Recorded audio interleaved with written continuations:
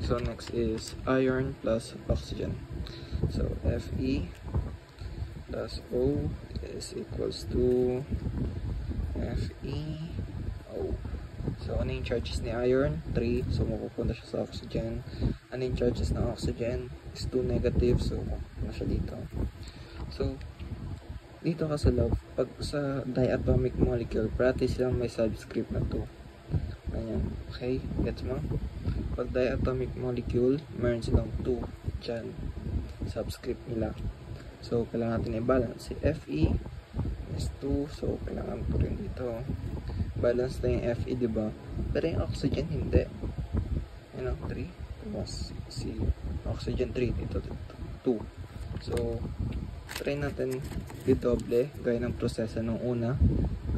Gaya ng aluminum plus hydrochloric acid yan. Gaya ng kanina.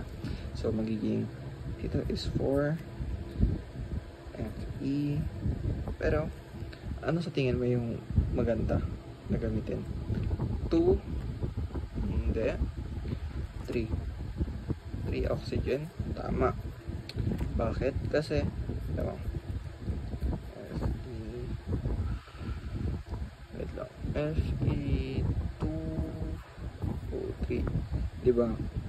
Pagka-times natin to sa yung 3 sa 2, magiging 6. Kung ita-times natin yung oxygen dito ng 2 times 3, 6 din. So, 6 na yung oxygen dito. Dito, 3 times 2, 6 din. So, tama lang. Diba? So, yan na yung balance. Yan. Yan yung balance. Ano siya? Single, double replacement, or synthesis, ganun. So, tama. Synthesis. Tama ka. Replacement siya. Ay, hindi siya replacement. Synthesis. Combination siya. Parang pinag-combine. So, magiging I think iron oxide, if I'm right. Yeah. That's it. Synthesis siya, tapos iron oxide.